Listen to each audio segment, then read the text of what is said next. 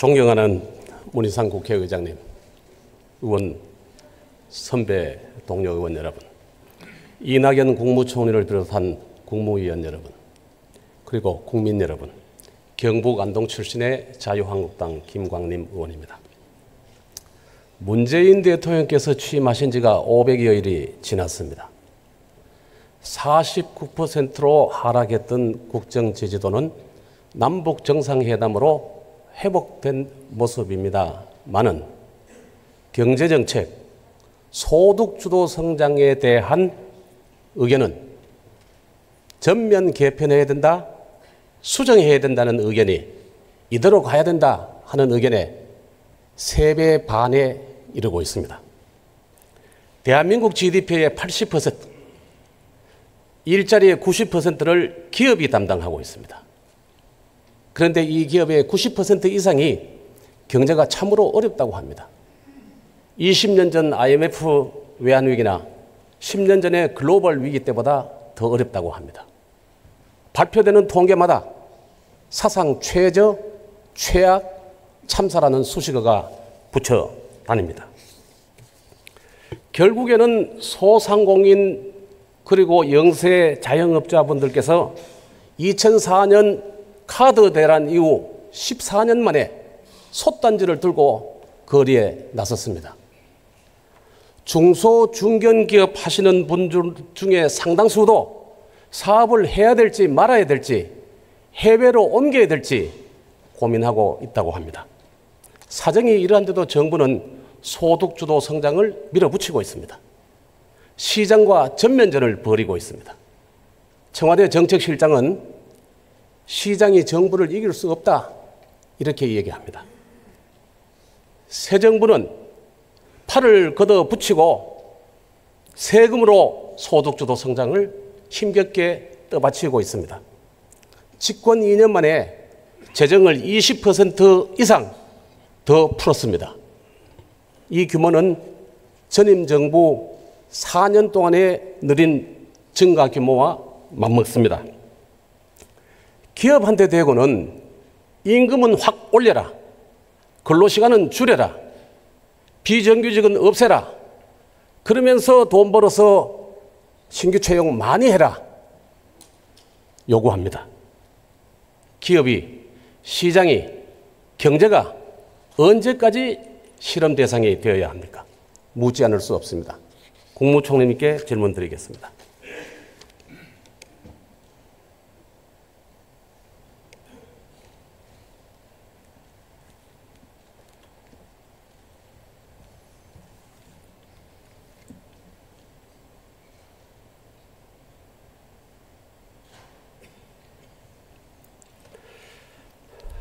총리님, 네. 소득주도 성장 제가 교과서에 본 적이 없어요. 세계에서 성공한 사례도 못 봤습니다. 조금 전에 임금주도 성장이라고 직접 말씀도 하셨습니다. 그런데 이참에 소득주도 성장이 어떻게 해서 저소득층의 소득도 높이고 일자리도 늘리는지 국민들께 한번 설명해 주십시오. 네, 소득주도 성장은 크게 보면 3개의 바퀴로 이루어져 있습니다. 하나는 가계의 소득을 올라가도록 도와드리는 것, 그 다음에 의료비를 포함한 가계의 지출 부담을 줄여드리는 것, 그리고 가계가 불행을 겪게 됐을 때 받쳐드리는 사회안전망을 확충하는 것, 이 3개의 바퀴로 구성이 되어 있습니다. 그래서 저소득층 소득 올리고 일자리도 늘었습니까? 소득이 올라간, 말하자면 임금이 올라간 근로자들도 분명히 계십니다만 아까 제가 말씀드린 것처럼 명암이 있습니다. 그런 정책으로 인해서 일자리로부터 배제된 분들도 계시고요. 그래서 그것은 저희 정부의 크나큰 과제다 이렇게 일자리 한번 보시겠습니다. 대통령께서는 일자리 정부 선포하시고 일자리위원회 수석, 일자리 상황판까지 내거셨습니다. 그런데 지난달 발표된 1년간의 고용 통계는 그야말로 참사 수준이었습니다. 9월 고용 동향은 더 나빠져서 마이너스로 갈 전망이 우세합니다. 전임 정부에서는 매년 36만 개씩 늘렸습니다. 이 정부도 첫 번째는 금년에 32만 개 늘어날 거라고 발표를 했습니다. 그리고는 18만 개로 줄어를 발표했는데 실적은 3천 개, 정확히는 2,500개로 떨어졌어요. 이것도 정부가 세금으로 17만 3천 개를 만들어냈기 때문에 그렇지 안 그랬으면 많이 났습니다. 민간에서는 17만 개 줄어들었어요. 2016년에는 민간에서 23만 개의 일자리 만들었습니다. 작년에도 9만 개 만들었습니다. 그런데 금년에는 17만 개가 줄어들었습니다. 더욱 안타까운 것은 최저임금 관련 업종 3개에서 32만 개가 줄었습니다. 이거 안 줄었으면 32만 개 늘어나는 겁니다. 편의점, 골목가게 등 도소매에서 12만 3천 개, 음식 숙박업에서 7만 9천 개, 경비원, 청소용역, 시설관리 등에서 11만 3천 개 줄어들었습니다. 고용사정이 이런데 최저임금 영향이 아닙니까? 체질 개선해가는 과정의 성장통입니까? 아니라고 말한 적이 없습니다. 우선 고용에 관해서는요. 인구 구조가 변화하고 있기 때문에 취업자 증감도 물론 중요합니다만 고용률의 추이와 실업률의 추이도 함께 보는 것이 옳겠다는 판단을 가지고 있고요. 조금 전에 제시하신 여러 통계 최저임금의 급격한 인상의 영향이 있다고 생각합니다만 그 모든 것이 최저임금 탓이다라고 보지는 않습니다. 최저임금 관련 업종에서 32만 개 줄어들었습니다. 그 중에서도 또 연령별로 한번 보십시오. 네, 예를 들면 외국 관광객의 증감과도 관련되는 그런 업종도 포함되어 있는 것으로 보입니다. 산업의 중추 세대인 30, 40대의 일자리가 24만 개 줄었어요. 그리고 일선에서 물러나야 될 65세 이상에서 16만 명가 오히려 늘어났습니다. 이게 고용구조의 체질 개선입니까? 그러나 우리 경제가 저임금과 노동자들의 혹사 위에서 불균형 성장 또는 소득 불평등의 확대 체제를 유지해 왔습니다만 그것이 언제까지 지속 가능하다고 보지 않습니다. 그런 지체된 변화가 지금 한꺼번에 몰려와서 부분적으로 부작용도 나타나고 있다 이렇게 인식하고 부분적이다. 있습니다. 언제 되면은 펴지죠? 네, 저희들이 부단히 노력하고 있습니다. 언제요? 네, 제가 그 시기까지는 말씀드리지 않겠습니다. 빠를수록 좋겠다고 생각하고 있습니다. 어떤 데는 금년 연말, 어떤 데는 내년 상반기 좀 한번 기다려 보겠습니다. 소득 정부의 기대는 소득 정부 기대와 달리 소득도 하위 20%는 7.6% 줄어들었고 상위 20% 소득은 10.3% 늘어났습니다. 그러니까 이전 정부까지 쭉 개선되어 내오던 소득 양극화도 10년 만에 최대 격차로 늘어났습니다. 이래 되니까 저소득층에서는 소득주도 성장이 소득이 도주했다. 이렇게 표현하고 있습니다. 네, 이건 참으로 아픈 대목입니다. 저희들로서도 매우 아프게 생각하고 있고요. 정책 역량을 집중해야 되고 특히 정책이 현장에서 어떻게 투영될 수 있는가 하는 것을 좀 더 면밀히 관찰할 필요가 있다 하고 반성하고 있습니다. 그래서 솔직히 얘기하면은 이렇게 된 데는 소득주도 성장의 첫 단초로 최저임금의 벼락 인상한 거 여기에 기인하는 겁니다. 2년 만에 30% 가까이 늘렸습니다. 독일, 일본, 미국 수준보다가 더 앞서고 있습니다. 총리님, 최저임금 속도를 업종, 규모, 지역에 따라서 유예하거나 탄력적으로 조정해야 된다, 재설계해야 된다. 어떻게 생각하십니까? 네, 우리 최저임금과 관련해서 그 제도가 생긴 이래 꾸준히 제기된 쟁점입니다만은 현재까지 다수가 납득할 만한 대안을 찾지 못해서 단일임금제로 가고 있는 것으로 알고 있습니다. 단일임금제를 부분적으로나마 수정할 것인가 하는 건 좀 더 전문가들의 검토가 있었으면 좋겠다고 생각을 합니다. 바꾸실 의사 없습니까? 조정하실? 저희들로서는 현재 상태에서 차등 적용한다는 것에 따르는 여러 가지 문제점을 깊게 인식하고 있습니다. 그런데 자영업 비롯해서 소상공인들이 최저임금보다 더 무서워하는 것은 근로시간의 획일적 단축입니다. 이것도 규모, 계절, 납기, 업종 좀 조정돼야 합니다. 어떻게 생각하십니까? 네, 근로시간제는 여러 가지 탄력적인 장치가 붙어 있습니다만 기왕에 탄력 근로시간제의 확대 또는 업종별 특수성을 감안한 약간의 예외 인정 이런 문제들은 연내에 타결이 되길 바랍니다. 벤처업, 스타트업 하시는 데서 출시 앞두고 밤새워서 일해야 되는데 근로시간 규제 때문에 6시에 강퇴하는 이런 일 없어야겠죠. 네, 업종별로 현실에 맞지 않는 일들이 벌어지고 있다는 건 알고 있습니다. 김대중 대통령님과 노무현 대통령님 때 경제수장을 지내신 세 분들의 고언을 보겠습니다. 공통적으로는 노동개혁하고 규제개혁해라는 얘기입니다. 제이노믹스의 자문위원장 지내신 박승하는 총재, 현 정부의 경제정책에 이념적 원리주의가 어른거린다. 최저임금은 7% 정도 계속 올리는 게 맞다. 업종에 따라서 차등을 둬야 된다. 규제개혁과 노동개혁 해야 된다. 진념경제부총리도 경제정책을 실험 대상으로 삼아서는 안 된다. 산타크로스 정부 포기해라. 규제개혁, 노동개혁 해라.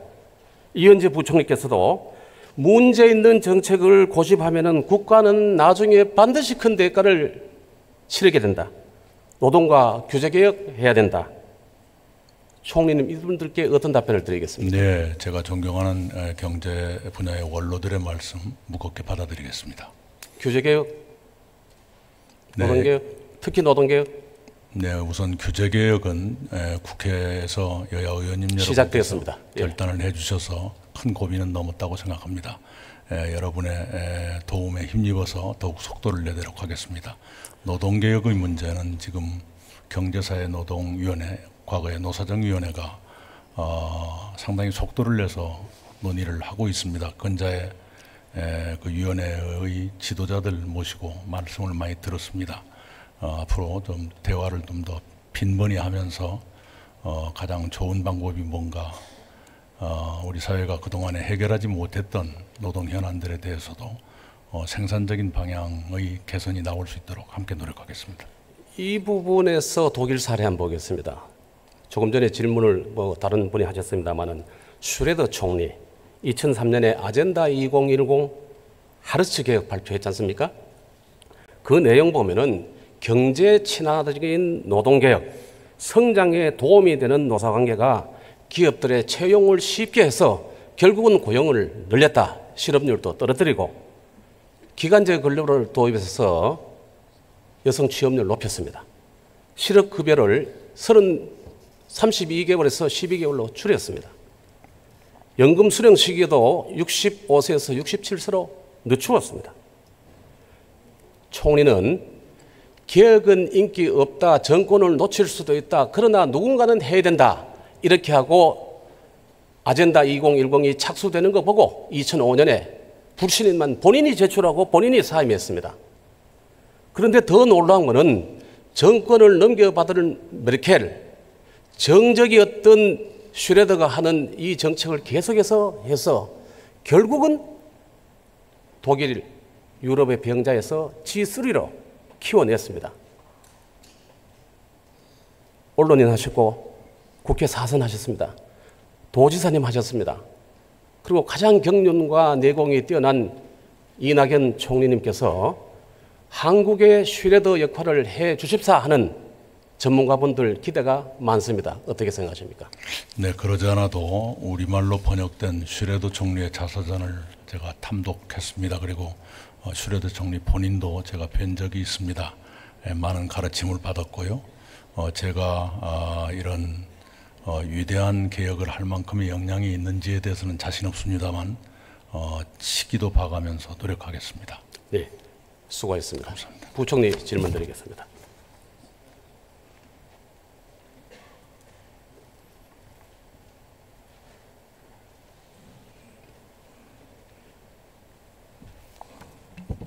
(9월) 고용 동향 언제 발표됩니까? 지금 10월 12일 발표 열흘 예정입니다. 예, 원래 둘째 주 수요일 하는데 그 주에 휴일이 있으면 금요일 발표를 하기 때문에 8월보다 어떨 것 같습니까? 녹록지 않습니다. 녹록지 않습니다. 예, 마이너스 갑니까? 그 가능성도 배제할 수 없습니다. 예. 새 정부 들어서 재정을 20% 이상 풀었습니다. 이전 정부 4년 동안에 증가시킨 규모하고 맞먹습니다. 재정 증가 속도가 2배 빨라진 셈입니다. 앞으로 대북 경협까지 생각하면은 2016년에 627조였던 국가 채무가 1,000조 원을 훌쩍 넘을 거다, 이렇게 보고 있습니다. 부총리께서 잘 아십니다만은 공무원 증원하는 거, 세금으로 최저임금 보전하는 거, 연금, 수당 확 올리는 거, 이런 거는 한 번 올려놓으면 연전세세 1원 한 장 줄일 수 없지 않습니까?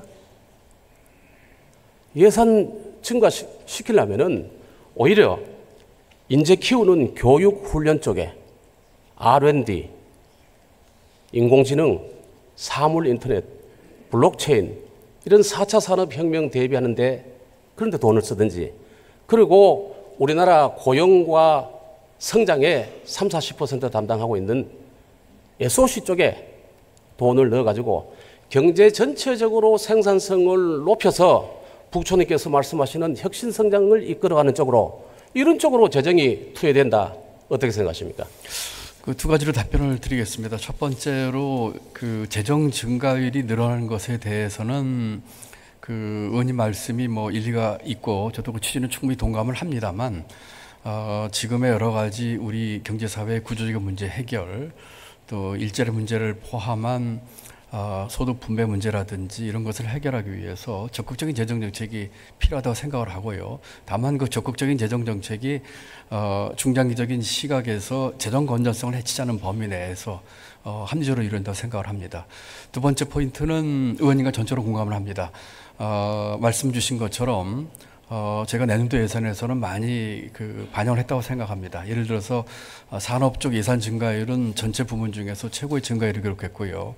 R&D도 사상 최초로 20조 이상을 투자를 했고, 또 앞으로의 미래 먹거리라고 할 수 있는 플랫폼 경제에서도 저희가 5조가 넘는 돈을 투자를 했습니다. SOC 말씀이 계셨는데, SOC가 원래는 이제 구조 조정을 할 계획이 있었습니다.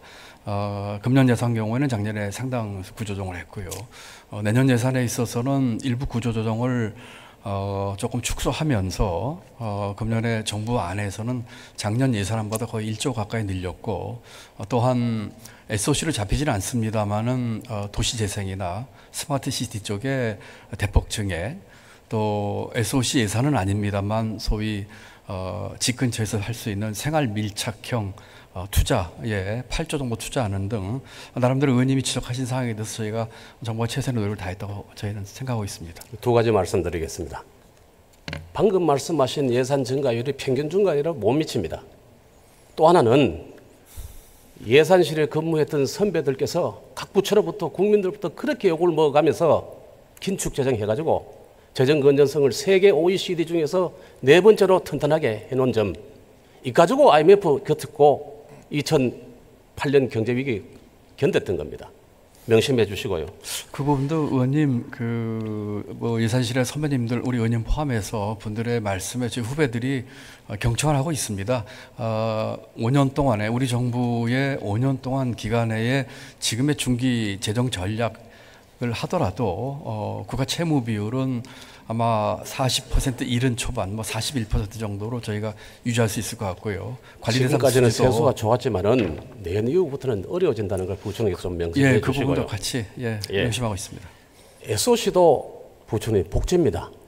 농촌 도로는 공판장에 빨리 가서 제대로 된 밥 먹고 값 받고, 그 다음에 덜 임으로 가지고 상품성 높여주는 농촌 복지입니다.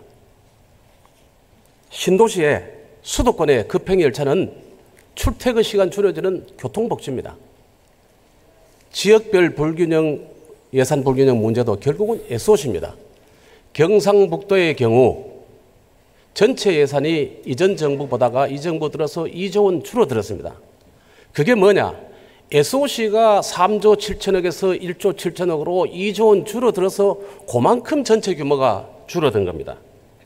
부총님, 여당 대표께서 경북에 오셔가지고 첫 회의를 하셨고, 대통령 다녀가시고, 총리께서 여러 차례, 행안부 장관님 수차례 다녀가시는데 돈은 꿈쩍도 하지 않습니다. 앞으로 국회 예산 심의 과정에서 정부에 어떻게 하실지 입장을 발표해 주시기 바랍니다.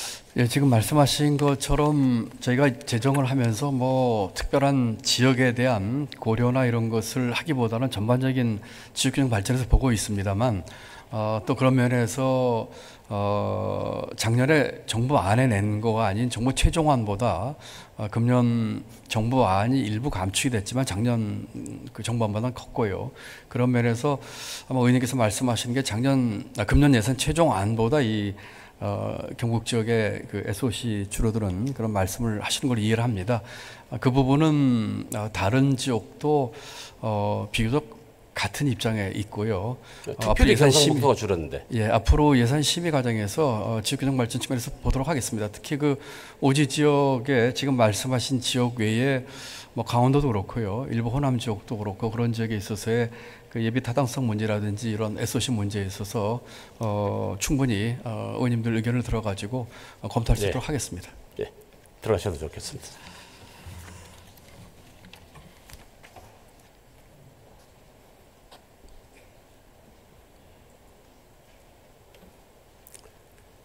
우리 경제 이대로 둘 수 없습니다.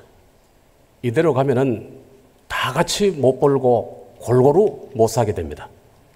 김대중 대통령께서 말씀하신 대로 서생의 문제의식과 상인의 현실 감각으로 현장의 문제를 직시해야 합니다.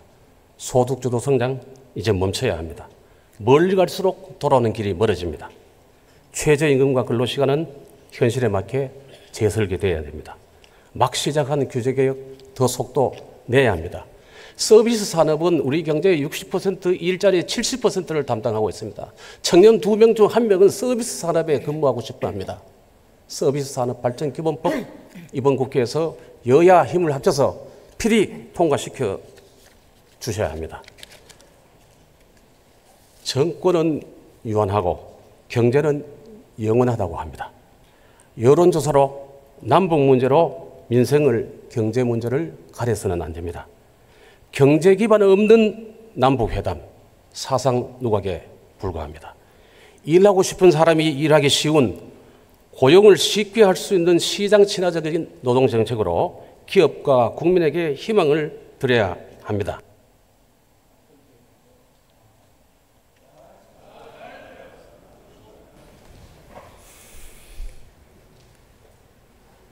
예, 김광림 의원 수고하셨습니다. 다음은 서울 관악갑 출신의 바른미래당 김성식 의원 나오셔서 질문해 주시기 바랍니다.